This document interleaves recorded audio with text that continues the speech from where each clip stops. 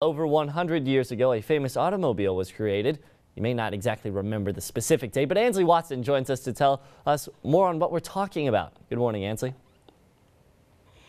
Good morning, Sam. As you see, I'm standing right next to my good friend here, Henry Ford. The unveiling of the Model T happened today, 107 years ago. The Ford Motor Company mass-produced around 15 million cars in a span of 19 years. They are made for the everyday people and were fairly affordable.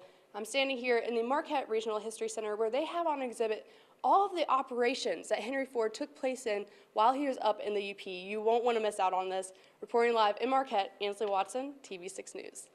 All right, thanks a lot, Ansley. And Cassie, Henry Ford looking a little thin there, huh? Yeah, and pretty black and white. Yeah, maybe needs some color, get out in the sunshine today. It's 12 past the hour. Now today is a special day in history as the Model T Ford was released 107 years ago today. And we're joined with Ansley Watson this morning at the Marquette Regional History Center to talk more about that. And Ansley, I think you should stay out from behind the wheel. Sam, I'm a good driver. I got my Michigan's driver's license, so apparently I can drive well. I'm standing in the Marquette Regional History Center, and they have an awesome exhibit set up all about Henry Ford and what he did while he was up here in the UP. I'm joined this morning by curator Joe Whitler. Thank you for being with us this morning. Thank you. So we know that Marquette was one of the first Ford dealerships. How did that all begin? Well, right away in 1908, when the Model T was introduced, there was a dealership opened in Marquette. It was opened by Edward Kingsford. Now, he was married to Ford's cousin, Minnie Flannery. And Kingsford and Flannery lived in Iron Mountain.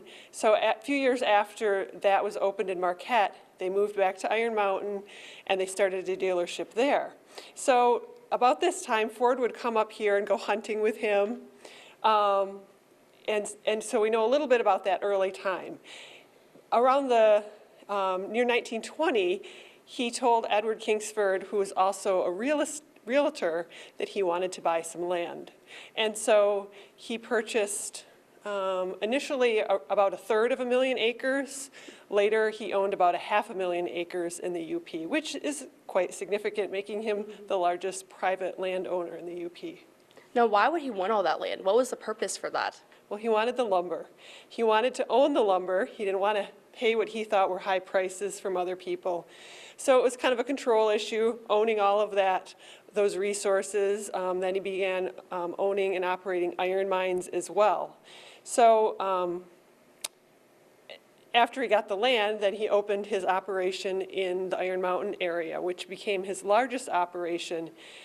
He harnessed the Menominee River for a hydroelectric plant to power that. And so they were harvesting the wood. He had lumber camps out in the woods. They called them Ford ladies because his lumber camps were run very cleanly. They had showers. I mean, they were really nice and modern, which isn't what you think of a lumber camp, you know, from that time. And so, but his workers were well paid. So he had a really big impact in the UP. And then that plant in Iron Mountain really developed. They began making Model A's and the wooden station wagons that we all know and love from the 30s and 40s. Those were made in Iron Mountain. He also used all the waste wood, so he was making charcoal at that plant. So it was a large, multifaceted operation there in Iron Mountain. And he really was marketing that. You know, you get in your nice little car and drive out to the woods because he liked the country. He loved to come up here and marketed that as a product for people to use the charcoal. Then during the war, they weren't making cars during World War II, but that plant was manufacturing Waco gliders. And those were instrumental in the Second World War. So they won a big government award for their work in excellence and quality. Those were all those were all wooden gliders that could come in silently. They're basically a one-time use machine. They would be pulled behind another airplane, and they could come in silently and deliver troops and machinery.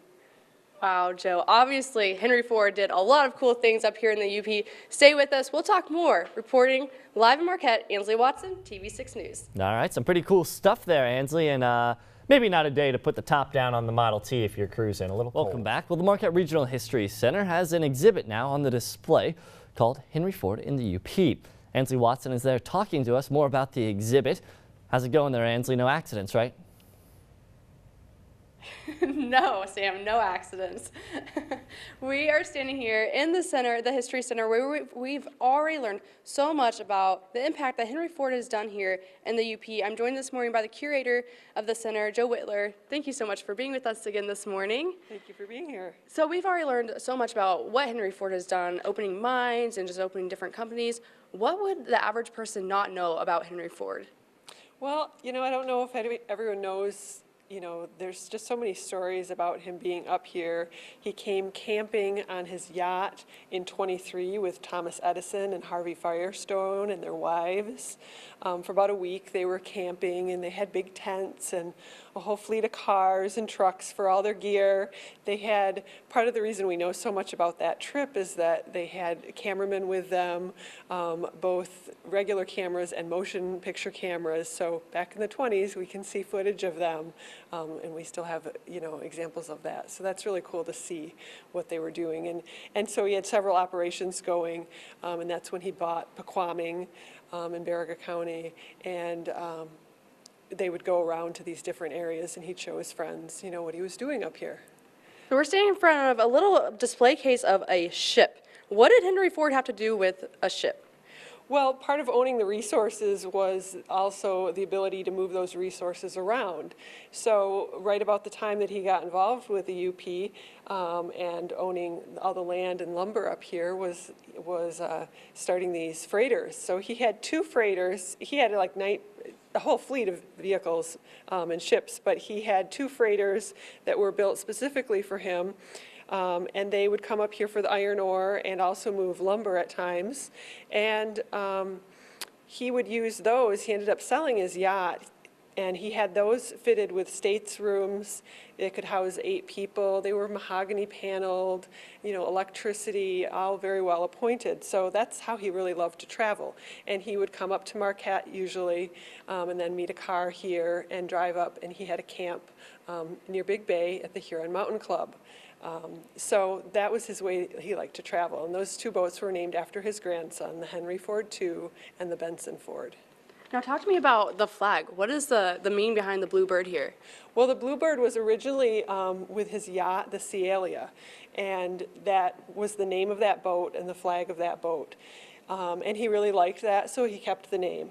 And then as he went on aboard other ships, they would fly that whenever he was on board. And then that led to becoming just the corporate flag for their ships. Okay, and I know at the mines, he kind of wanted his workers to have fun a little bit. And I saw a little thing about people playing basketball. What's that all about? Well, that was in Michigami, and I expect there wasn't a whole lot to do in the Michigami area. So the miners actually went to their supervisor and said, well, we'd like some, you know, activity, and so they decided to form a basketball team. So that was actually considered a semi-professional basketball team.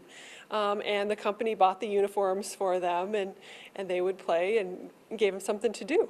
How cool. And how long is this exhibit here open until?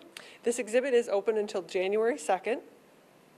All right. So you have until January to come out, check out this exhibit. You won't want to miss out. Reporting live in Marquette, Ansley Watson. We'll be back with more of your TV6 morning news after the break.